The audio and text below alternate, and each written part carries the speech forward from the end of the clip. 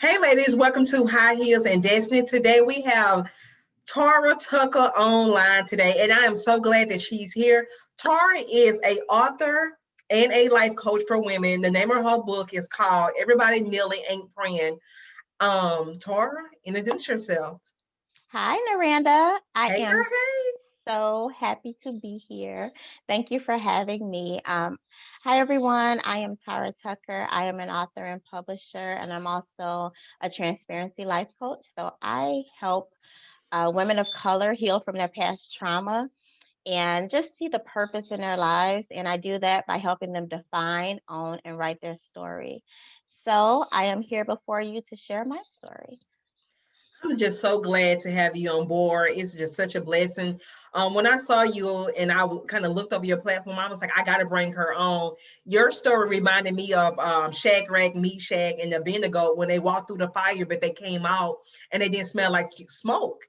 And your testimony, your life, your story, it's a replica of that, like of you walking through fire, but coming out and not smelling nor looking like smoke. And I'm like, okay, your testimony is powerful, and this is going to change and bless some women's lives. And Tara is so transparent, and I'm like, okay, she will be perfect. Like, she don't sugarcoat nothing, you guys.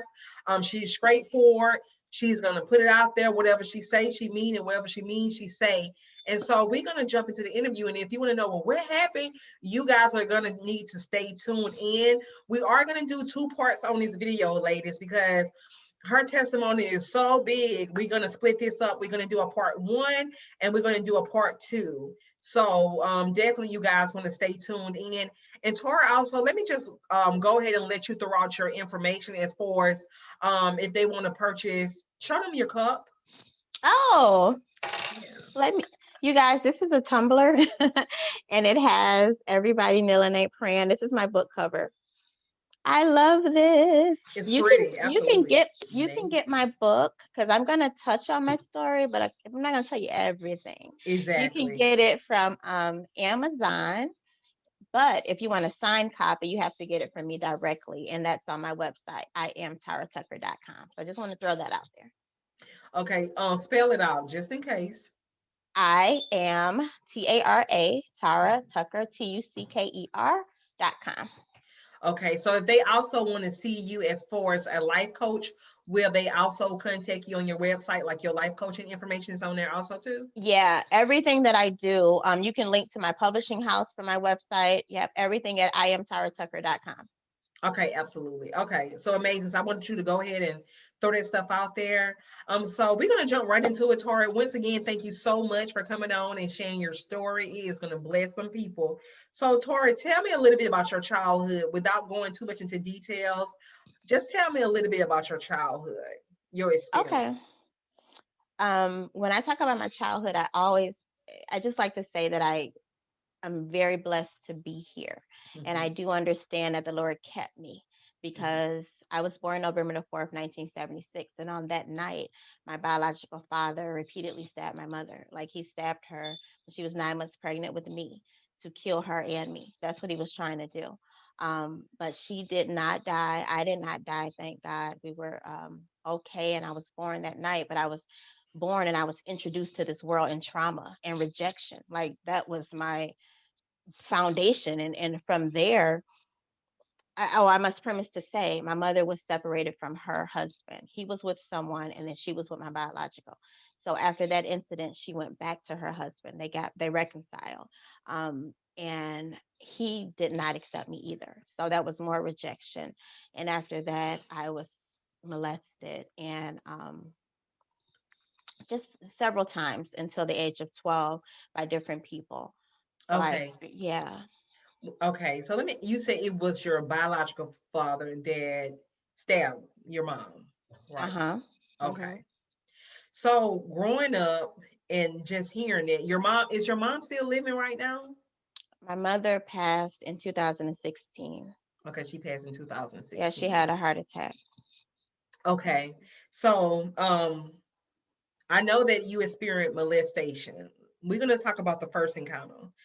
And the first encounter that you experienced molestation, what age was you and what was the experience?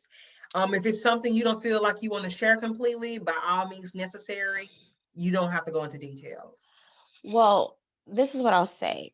I won't go too detailed because I don't want to trigger anyone. When you've Okay. had this level of trauma, certain words can trigger, and I don't want to do that. But I was about 8 or 9 years old, Mm-hmm. and it was my stepdad. Okay. And yeah, that was the first time, and then it was a neighbor. The The neighbor second went, time. yeah, We're went a gonna little, count these down. That was the second time. went a little Okay. deeper because Okay. he did a little bit more. Okay. And what age was you at the second time? I think I Around was about. 10. I think I was 10, So when these 9, encounters, 10. okay, so 9 or 10. So when these encounters was happening, when you was 8 with your stepfather, and then the guy, and then you was 10, your neighbor or whatever, was these going on at the same time? Was you like getting double, was your stepdad still molesting you while the new, okay, so it Mm-mm, it was, wasn't like that. It wasn't like okay. that. No, it wasn't like that. It wasn't at the same time. After that, at my grandmother's house, everybody came in and out my grandma's house all the time. It was always a Hmm. lot of kids. It was a lot of adults. So it happened over there too. It was someone else who touched me over there. In So a we're on the third time. Yeah, we're on the At third what time. age? I had to be about 11, maybe the end of 10 or 11. I wasn't that old. I Okay. wasn't that old.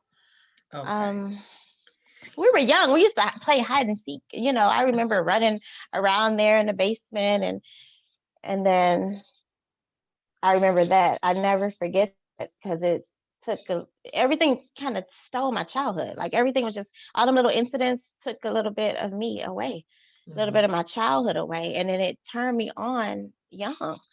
The next incident was a girl. She was a friend of the family. I called her a cousin, and she was touching on me, and I had never had that happen before. I didn't even know what that was. Like, what are you even doing? How do you even So know to do that? so now we're at 4 molestations. The first three took place when you was younger, between the age of 8 and 12, we would say. The Hmm. last incident took place when you was a teenager. No, I was about 11 years old. You was about 11 with the fourth I was, person. yeah, I wasn't a teenager. We were doing sleepovers. You know how kids go do sleepovers? Yeah, that's why I don't let my child go nowhere. Let me tell you, no, that's real. No, that's real Yeah. because it was a sleepover. And then you wonder, but I had never had that experience before. No girl, he never touched me. I'm like, Hmm. what are you doing? How do you even know to do that? Hmm. I didn't even know girls did that. How about Hmm. that? But And the other how stuff, old, do you mind me asking how much older was she? she was only a year older than me. A year older than you. Okay. But now that I know better, I know that she had either somebody touched her or she had some kind of experience. Because why would you do that? Right. It's usually a Yeah. cycle. Yeah. Okay. So you'd experience between 8 and 12. I mean, I couldn't even imagine, like that's a lot in a short period of time. How did this start to affect you mentally, emotionally, and physically? Physically, my body was turned on. Mm-hmm. Emotionally, I thought this is how people like you. They like you, they love you, they touch you. Because the Mm-hmm. second time, the neighbor was always like, I really like you. And he was an older kid. Like I was little. He was like an older teenager. Mm-hmm. You like my girlfriend, all this kind of stuff. So I thought it was attention, your body, if your body, that's a good thing. People Right. like you, they touch you, they love you, they touch you. So that's how I thought of it. That's how you get people to like you. Mm-hmm. Twist it. So, okay. And how did it, I mean, emotionally, like at that age, you're 12, did it do something to your self-esteem, or did it make you feel like punished, or did you feel some type of way towards God? Like, how is all this happening? Well, Like,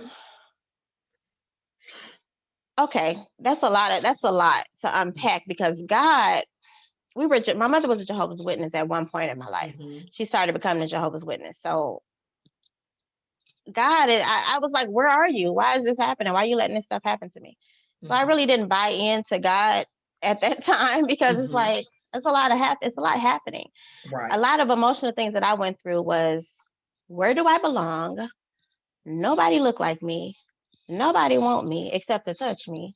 So, like, is this my life? Like, is this just what it is? Because I was Right. rejected a lot, even in my community, because of my complexion. I was teased. I didn't look like anyone, even in my house. I didn't look like anyone, but I found out later it's because I had a different dad. Mm-hmm. So I dealt with a lot of rejection, a lot of insecurities, a lot of where do I fit. Mm-hmm. And then that was acceptance. When people was like loving me that way, which I thought was love, that was acceptance. So it's like, okay, okay, lean into that then. I think it was years ago, and I heard an interview where when someone said that they had got molested, and sometimes in your mind you think of molestation as like something that can be traumatizing, but I heard that the predator sometimes can make it pleasurable, and I was like, oh my god, like never would even think of that. They would make it pleasurable for that person. So because you would think about pain or maybe something like maybe they raping or something like that, but I have heard that they make it pleasurable. And just working from the criminal justice field with kids, sometimes when you're molested you become emotional attached, and people are like, that's got to be insane, but you become emotional attached with that person that did that. Some people, not all people, Mm-hmm. because it starts to develop some type of emotional thing, a relationship, and people don't understand, like, you can become emotional attached to your predator. Was that your situation in any case? No, my Okay. situation, I became more emotionally detached. I Okay. became like my body was one person and I was outside of it. Mm-hmm. And I didn't become emotionally attached to the first time I was crying. I was like, what are you doing? Like, why are you doing this? Um, the second time it was the second time it was like a repeated thing. Mm-hmm. And it was painful. I don't want to say what he was doing, but I did not get emotionally attached in that way. Uh, no, Okay. no, I didn't get emotionally attached. It actually Okay. made me, as I got older, I didn't really like men. Okay. I didn't really like men. So your fourth encounter, which was a girl, Hmm. which you said that she made it pleasurable for you, Hmm. which led you to become bisexual because of the experience. How did that experience lead you and transition you to become attracted to females? Um, it wasn't threatening. It Mm-hmm. wasn't threatening. It was not. She was not threatening. There was something calm about it, something loving and soft about it. It was not the other experiences that I had, even though it was a new one. And I was like, what are you doing? Because I was stiff at first. I'm like, what are you doing? I didn't say Mm-hmm. anything. And I just was quiet, letting it happen. Like, okay, because this is what happens. That happened before, just not with a female. Right. But I did like it. Yep, I did like it. And in turn, I started to lean in that way. So, okay, so now you're, 12, and you're between the age of 8 and 12, and you're experiencing all of this. Okay, Hmm. we're going to say going into middle school and high school, how did that start to affect, did it affect you sexually, or you felt like you started to act out sexually? Um, Middle school and did it high affect school. you? Well, I did like the attention from the boys. I Mm-hmm. did have a lot of boyfriends. I did not go with girls. That didn't Mm-hmm. happen until I was much older. Mm-hmm. That incident happened, but I didn't do anything else again until I was older. But I did have a lot of boyfriends. Mm-hmm. Yeah, I did have a lot of So boyfriends. did it cause you to start having sex more in high school because of High the previous school. experiences? Uh, I don't know about more. I mean, I don't know. What are we comparing it to? More versus what? So when I say more, What? okay, so you know how, like, okay, maybe some people in high school may just have only one or two partners versus like when me working in the Oh, criminal justice field, you may have five, six, seven, eight because you've been exposed to this at a young oh, age. got you. That part didn't hit till later when I started doing that other stuff. I Okay. actually wanted I wanted a boyfriend. Like I wanted a relationship. I wanted to be loved. So Mm-hmm. I had boyfriends. I didn't have just a lot of, Right. yeah, I wanted something real. I was like a romantic. I Mm-hmm. still wanted to, you had to think about all the rejection that I dealt with. Right. You, that part cannot be skimmed over because when you're rejected like that, you want someone to love you. Love And what you. happens is you end up being in the wrong relationship. Yeah, absolutely. So that was So, my story. okay. So leading up into all this and experience the feelings of rejection Hmm. from your biological father, it started there where, him not wanting you to be there as a child. And then coming into a childhood, you start off as a baby and then coming into your childhood, then experiencing even more because it was like, okay, you got different people molesting you. Now you're a teenager. So now you experience this experience experience of rejection, Hmm. and which led you into starting to become led you into started scripting. What led you? It's What over. led? What? Go Why ahead, Loretta. you got? Thinking of, as you're saying it, I'm like, see, I mean, I know it's so much stuff in there in between, but I'm like, oh wow, it seemed like it's just went straight there. Go ahead, but it didn't go like that. But I hear you. Okay, so okay, what was the transition between going to from being in high school Uh huh. to becoming a young adult, from experiencing all the things that you have experienced? What was that transition that Leaving, got you and you start to experience as a young adult? leaving my mama's house. Mm-hmm. That was a transition. If I was to tell my younger self, I'll be like, girl, stay home. Go back in that basement and shut your mouth. Mm-hmm. There was an interaction between me and my mom's boyfriend, and I was out, and I was a teenager. So from there, I was just kind of out, and I was exposed to another world. And Mm-hmm. being exposed to that world, I went to live with a family friend who was already in that world, and she introduced me to it. And that's what happened. And she was like, "It's time for you to get a job." And the Mm-hmm. job was dancing or sensual massage. So yeah, I was taught. I was Okay. taught. So when you okay, so I'm trying to stay as sensitive with this as I possible. know, I know. I hear you. I listen, I feel the same way because that's why it's in a book. Mm-hmm. And I'm sensitive to, even in my book, I put a disclaimer like there are trigger warnings in here. My Mm-hmm. story has a lot of sensitive subjects.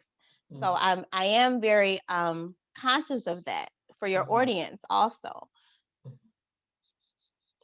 Go Okay. ahead. So if I ask you something, and like I said, if you don't feel comfortable with answering it, just say Hmm. we gonna skip that question. Uh-oh. Uh-oh. Come on. What you about to say? Well, no, I'm just hypothetically. No, I'm just saying because it's so sensitive. We talked about this before, but we want to Hmm. get the message out there, but still be sensitive about the message or whatever.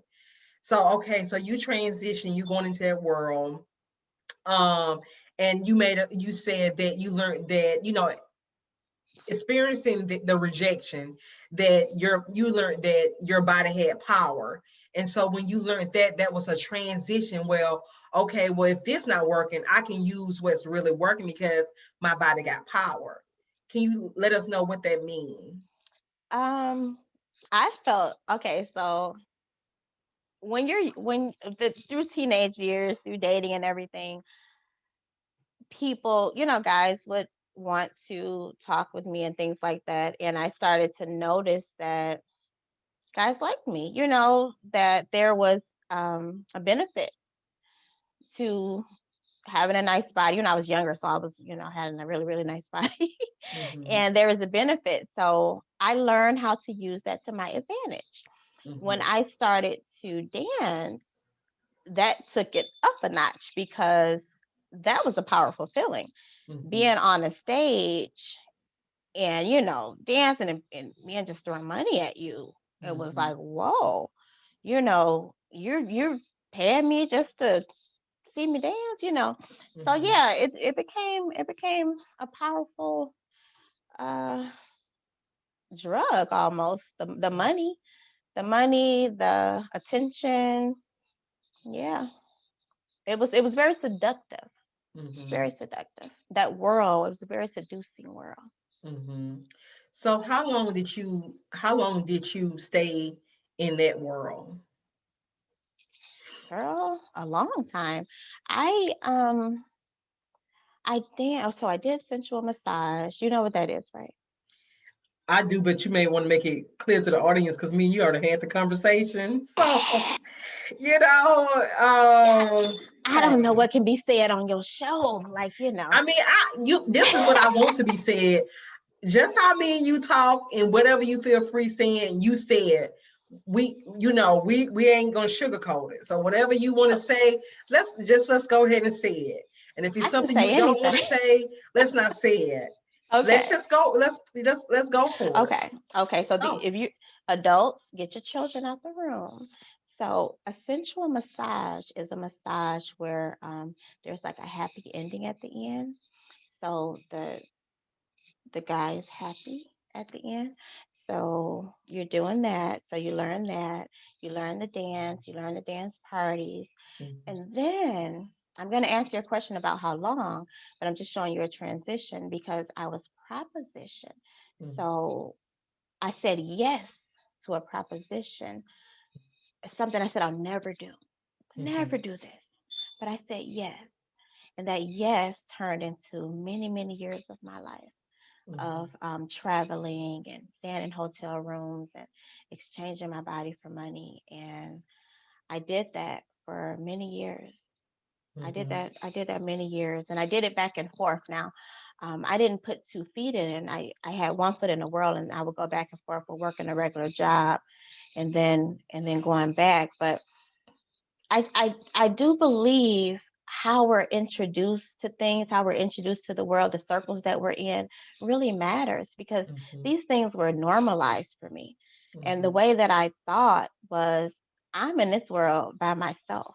So I didn't have these type of people to say, "Oh, don't do that." And I didn't have these great relationships. Like I said, I had a lot of rejection. I'm talking about even in family. So I didn't have. It was me. I'm on my own. I'm gonna get this money. I'm gonna take care of me. And mhm. that's just the way I thought. I'm gonna live. I'm gonna love. I'm gonna do me. That was my attitude. So let me ask you this. Okay, so from scripting, how did you start doing the happy massages? Like, who told you about that? Like, how did you, I'm a very detailed person. Like, I see. how did you transition from that to that? Like, Um, it's not a hard transition, Miranda. That's what I'm saying. The world, it's what happens in that world, but everything was introduced to me from the same person. okay, Yeah, it's a that's family okay. friend. That's who I stayed with when I was younger. So she was an adult. I was a teenager. Hmm. So what I learned, she taught me. Okay. She taught me how to talk dirty. She Hmm. taught me how. I didn't know any of this stuff. Hmm. So I learned a lot from her, and I don't. She the one who taught me everybody kneeling they praying. I Hmm. learned that lesson early, Hmm. but she loved me, and I know that she just wanted to teach me how to make money Hmm. because that's what she knew. You know what I Hmm. mean? So I don't fault her. She taught me. She was trying to help me, and she taught me how to make money. Hmm.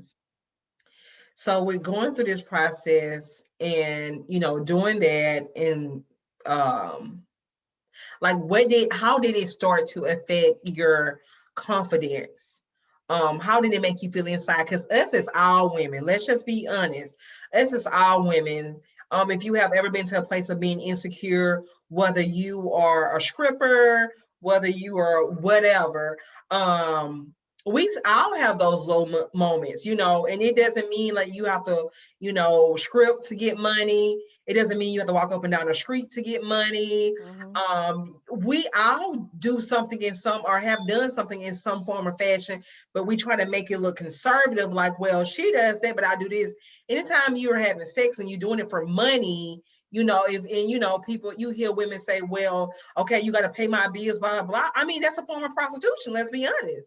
It's a form of prostitution. You may just want to make it conservative. You may not be walking up the street. But if you got even just one or two or three or multiple guys, and you saying, well, hey, okay, I'm gonna give it, but you're gonna have to come out the pockets, and you're gonna have to give me some money to get it. Is Listen, a form of prostitution. Let's just be honest about it. It is a let form of prostitution. l- And so, yes. Go ahead. And so, but you own it. You own yeah, it. it's a form of prostitution. And so, regardless of what we do, our actions come from somewhere. Like, women may do that, and people may say, well, she's just doing it. Why is she doing it? But there's an emotion behind that action. It started from somewhere. And sometimes wherever we do that may cause us to act out. That's that deep place inside of us that really hurt, that we haven't dealt with just yet. So, with you going through that, like, how did it affect, like, your confidence, your self-esteem, or did it make you feel like I'm not worthy, or is this all I'm worth? Or I know power was one thing, because people like to feel power, power. So I Mhm. know that was Mhm. one thing, like, yeah. But when the power was pushed away, and you go home and you lay down in the bed at night, that's when we have to really deal with ourselves, all women, not just you, but Mhm. all women. When we do something that we don't want to do, or we know we compromising our values as a woman, when we get in the bed at night, that's when that hurt spot that you don't tell nobody about, like, dang, I just had sex with this person and I shouldn't have did that, or, oh, I had sex and I know this person really don't like me. you know let's be honest, we Mhm. I hear some dancing, so we finna talk. That's true. And you say a lot to unpack, but absolutely. That mindset in our neighborhoods, like I grew up hearing, you better get something. You don't be laying down just to get no wet. You know what? You better get, what you got, what's happening.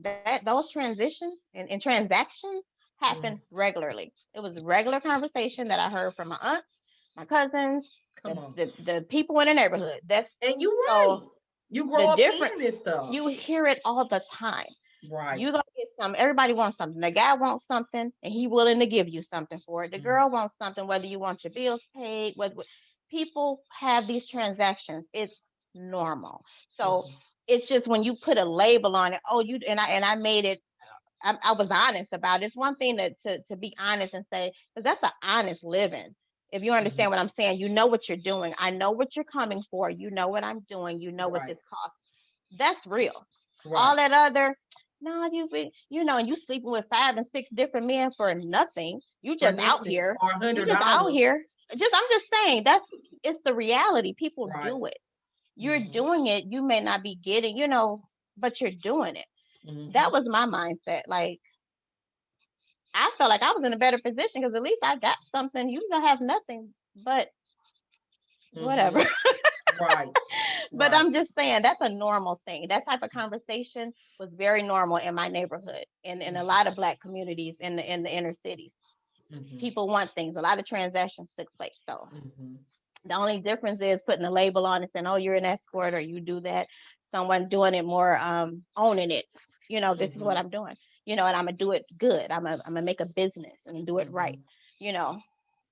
But as far as mindset, in order for you to have those thoughts, you got to value yourself. You got to know what you value. You got to have self love.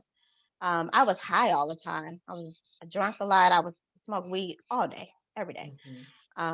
So I didn't have to think about that. Hmm. So I wanted to keep self medicating. So I didn't think Hmm. about that because when I did think about it, I felt low. Hmm. I felt lonely. Hmm. Like I still want somebody just for me. Right. Um, Yeah, that's real. You do feel like that because and then you got to be perfect. You got to always be together. You got to constantly that life. Just think about the people who are always on camera now and the Hmm. Instagram, and that's a lot of pressure. If we It had is. that this, what we have now, then when I was doing it, my goodness, you're constantly in front of, you're constantly taking pictures, you're constantly talking, it's too much. It's a lot of Mhm. pressure to look perfect or try to be as perfect as you can.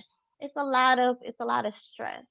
It's a lot Mhm. of stress. Um, but yeah, I came to myself. I actually did. I remember being in a room like, what are you doing? I really did. I came like, what are you doing to yourself? Why are you doing this? And that was the last time I laid like that I felt my body. That's when I Mhm. transitioned to being a madam. Okay. So we're gonna go there. So I remember, and I think if I have this right, I remember you feeling, rejected and being in a place of feeling like, like this was enough.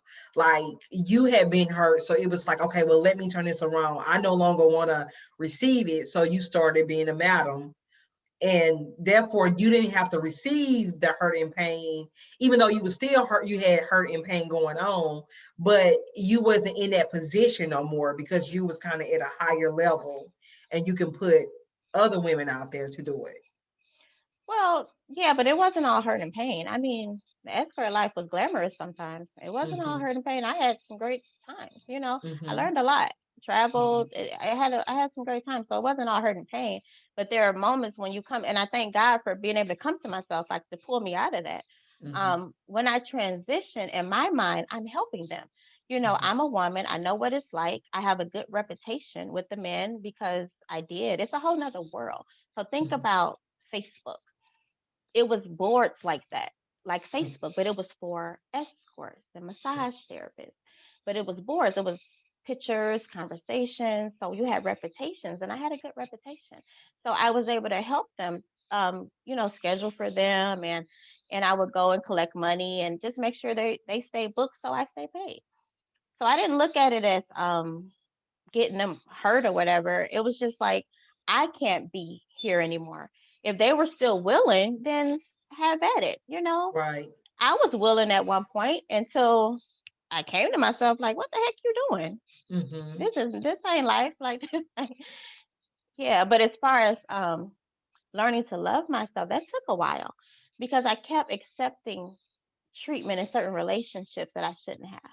Mm-hmm. Yeah, because I felt guilty. Oh my God, I lived like this. So I might as well, who gonna want me? I live like this, I did like that. I can't have no regular relationships. So you date people who in the business. Most escorts, boyfriends, husbands, were clients. Oh wow.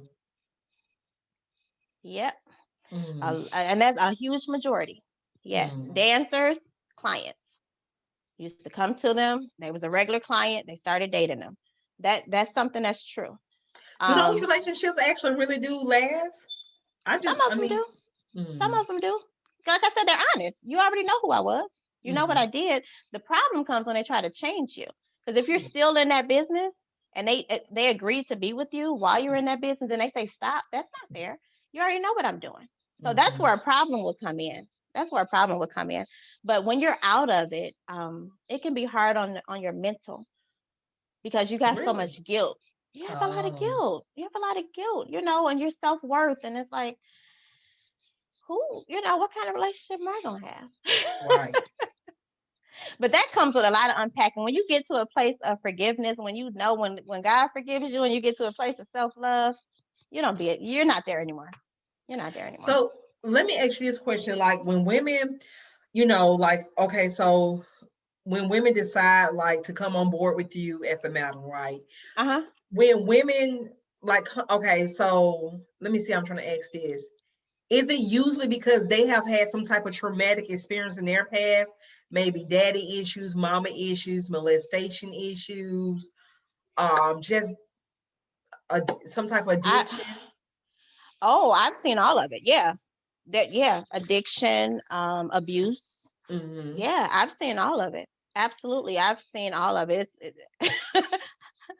And some people just want to get money. So And like when women come in, is it to when women, and I know every woman probably got their own different reason, but when they do come into the industry, is it because of wanting to feel love, wanting to have power, the feeling of rejection? What be their stamp behind it. Like, okay, I couldn't get love here, so I can feel love. Because sometimes for women, when they have sex with a man and they can't get somebody, just those 5 or 10 minutes to make them feel love, it's like a temporary fix that really don't fix nothing, but just that little 5, 10, 20 minutes can make them feel something that they really want. It's like a quick high. That makes Well, sense? yeah, but not in this business. It was no 5 and 10 minutes. It was 1 hour minimum. There were girlfriend experiences and people that we worked with. It was very high class. So, and nobody wasn't in. It was no love. Everybody knew what it was. But you're acting. Unless you have a regular that takes really great care of you, you can catch feelings. Mm-hmm. That's different. But no, you're not just really it's a money motivator. You're not Mm-hmm. or if someone's on drugs, they're trying to get high. I knew girls like that too. They're just trying to get their fix. They were doing it to get high. Can you explain to them? I know what it means since you told me. Could you explain to them what the girlfriend experience means? Oh, okay. So GFE is when someone books you for an hour or hour and a half or 2 hours or maybe a whole night to go on a date or a weekend for a trip. Girls doing it, they still doing it today. I see them on Instagram, I see them out. I'm like, I know what you're doing. Mm-hmm. But yeah, you're their girlfriend for that time. It's like Mm-hmm. a whole role play. Yeah, it's like And a you know whole what? role And play. people need to understand too that, when people think about prostitution or escort, like it's a really more conservative than what you think it is. Like, you Yes. feel me? Like they have to, because I was under this impression like, okay, you just pick somebody, you just go do whoop whoop, but No, they have to you book. better not. Like you have to book, you have to go through a system. Like it's a lot more footwork behind it than what people think that in actuality. It depends on how you run your business. That's with any business. It's just like people who are running coaching businesses, salons, any Mhm, business. It's like some people are ghetto with how they doing stuff, and some people are more high class and professional with how they're doing things.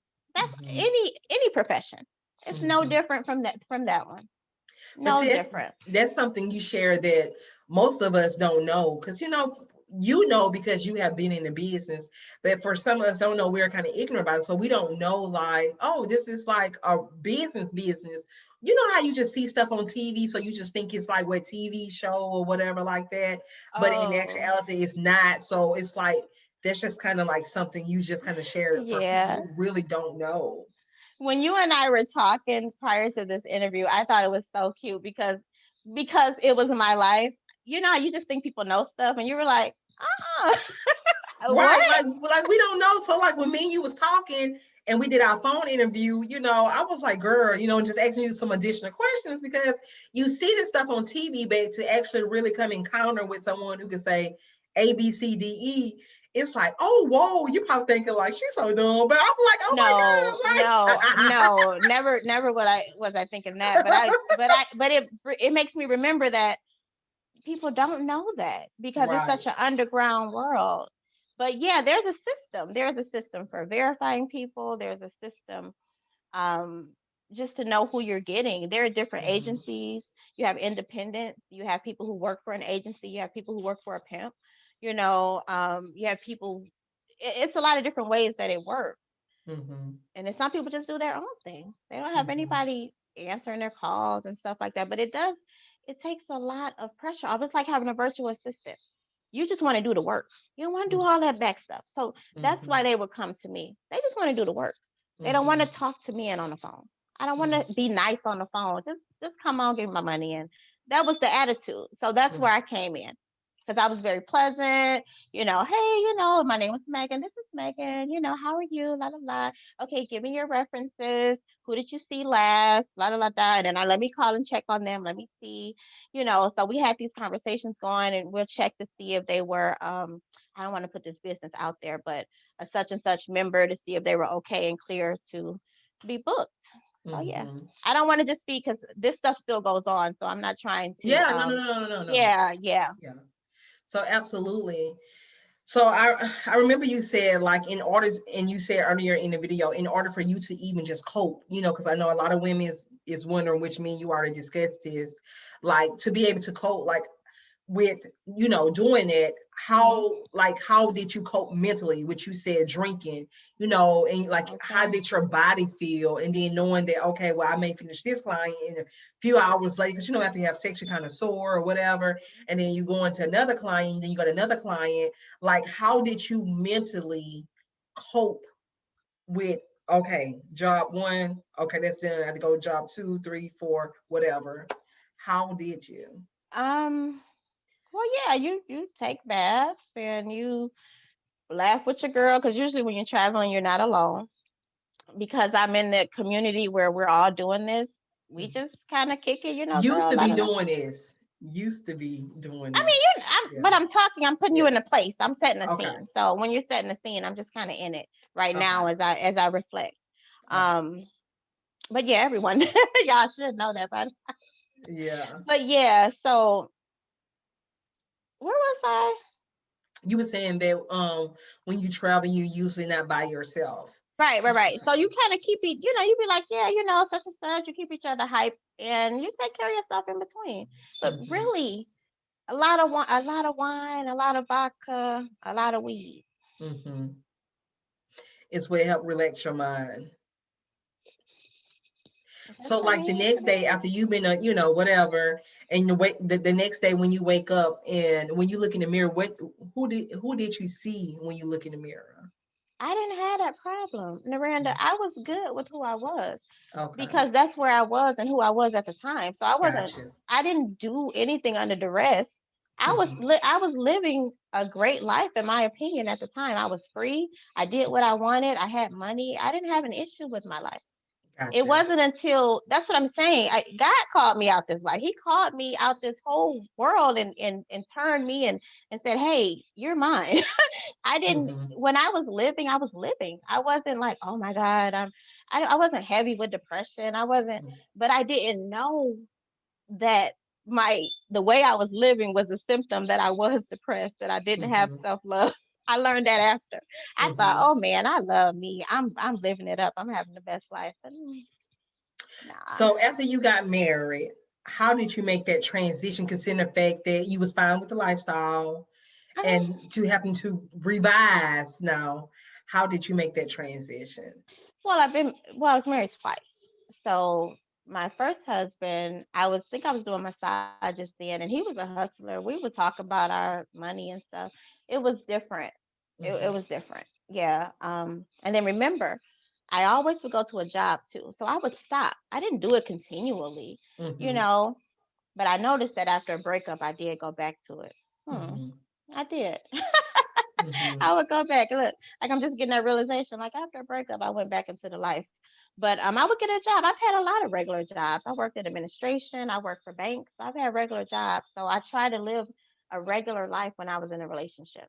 But in Mm-hmm. the beginning, I was doing massages. He was hustling. But I did come and settle into a life of normalcy. And Mm-hmm. then my marriage now, when I was when I separated from my first husband, I went back into the life, and I was doing the phones and stuff like that. When I met and started dating, well, not met, I've been met him, but started dating my current husband. But Okay. I was lying about my life when I met him. He didn't know what I did. He didn't know what I did. That wasn't something you'd be like, hey, guess what? A few girls, I answer the phone for some girls, I got them working over here in Southfield. Mm-hmm. No. Mm-hmm. That's not just like normal conversation. I was like, I am an office manager. I'm an Mm-hmm. office manager. That's my story, and I'm sticking to it. So, Mm-hmm.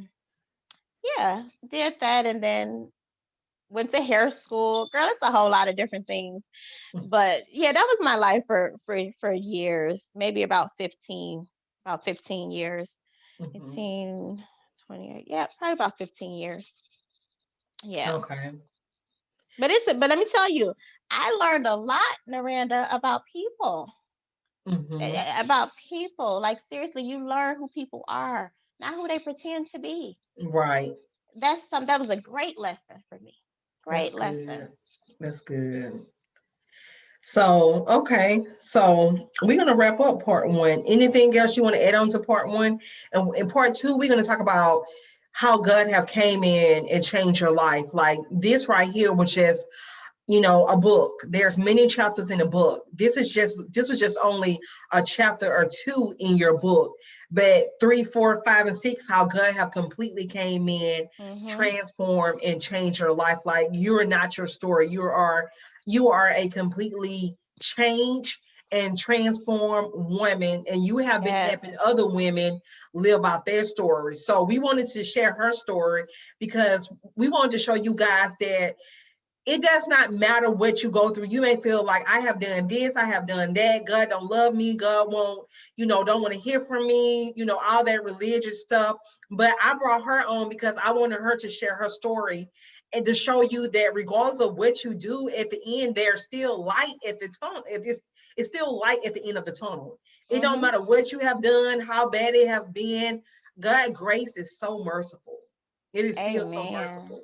And this right here, just looking at her, like, you would never even imagine, like, oh, she did that, okay. But at the end of the day, like, she is a completely changed person. Like, she's the perfect image of walking through fire, coming out, and not smelling like smoke. Like, she's a completely different person.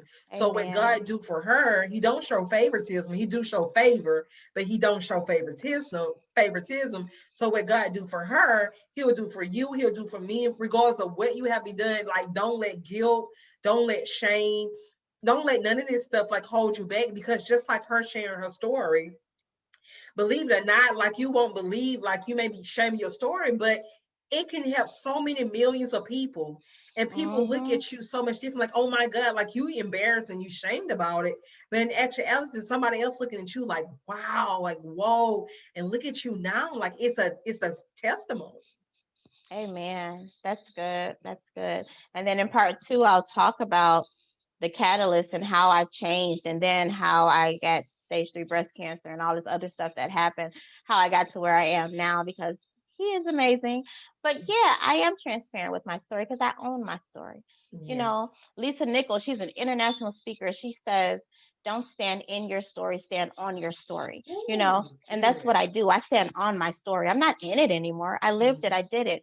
But guess what? I didn't necessarily choose the life. mhm, Even if you look at me and you say, well, you chose that. No, you got to think about psychologically where I was, mentally, mhm, emotionally where I was, beat down from birth. You know mhm, what I mean? The different situations and circumstances I found myself in. No one should be, no kid should be subjected to that. Um, be kind to people because you don't know their story. You don't know what they've been in. My story, I'm super compassionate. I am, listen, I'm for you. I ain't judging you. I know everybody got something going on, whether they short or not. The fake, all kind of stuff be going on. I see it. You know what I mean? Don't beat yourself up. I help women own their story. Just like she says, to walk on it, stand on it, not be in it. Be able to own it, and like, yeah, that happened. We can talk about it, not glorifying it. You mhm, see, I'm trying to be very careful with even what I say. You can read it in the book because I'm not trying to glorify it, but it is factual. It's what happened. And if it helps you, I'll share it to help you. mhm, But thank you for listening. Thank you for having me on. And if I can help someone else be comfortable with who they are and what they've been through, and see how it points them to purpose, because that's what happened in my life. We'll get into it. But yeah, be comfortable. Being transparent doesn't mean just, oh, yeah, you got to tell everything. Because even though mhm. you know a lot, you don't know everything. Even though I Right. wrote a book, that's not everything. Mhm, That's what I was comfortable with sharing. mhm, I'm comfortable with my life now. I've done it. It's over. mhm. You know, but yeah, if I can help you, I'm here for it. I'm here for it. And believe it or not, people love transparency, and people can see when you lying and when you telling the truth. Like, no matter, like, if I was trying to get on here and act like you and you act like me, people be like, no, she faking. Like, people see through all this stuff. Like, but when you transparent, people really respect transparency. They really do respect that. Like, you be like, He oh my get God, I don't want to do it, but they really respect you for being transparent. I this is my hope, in my transparency, in my authenticity, that I give you permission to be authentic. You Mm, know, let you see that it's okay. It's mm, okay. mm. It is. It is okay, because everybody kneeling ain't praying. You just don't know what they're doing. That's a whole Girl, nother. you better say it. So okay. So once again, Tara, Uh-huh. go ahead and put your website out there one more time. Oh, okay, cool. Do you It's got your book in front of you too? how about I'm sold out of my books. I gotta order more books. Ooh, look at Jesus. Woo, woo, woo, woo, woo. Praise Okay. break. Get into the Praise break. money. Get into the money. Get into the money. What a money um. resign. What a money Oh, resign. What a money resign. I hear that on Clubhouse all the time. Um. At I am Tara Tucker. So at IAMTARATUCKER at IamTaraTucker.com. That's my Facebook. That's my Instagram. That's my Clubhouse. That's my website. Okay. So you guys, we're gonna wrap up part one. This is part one. We're gonna come back with part two. We didn't want to make the video so long. You guys like, oh, she got that long video. So we're gonna break down part two. Part two is not gonna be long, you guys. So we're gonna be in it and out of it. So we're gonna talk about her change, her story, her new life, what she doing, what she got going on, how good God is, and how good God Yes. is faithful. Let's talk about God. Let's How talk good about He is. G-O-D. Okay, so you guys, thank you guys for tuning in, and we'll talk to you guys soon. Bye-bye.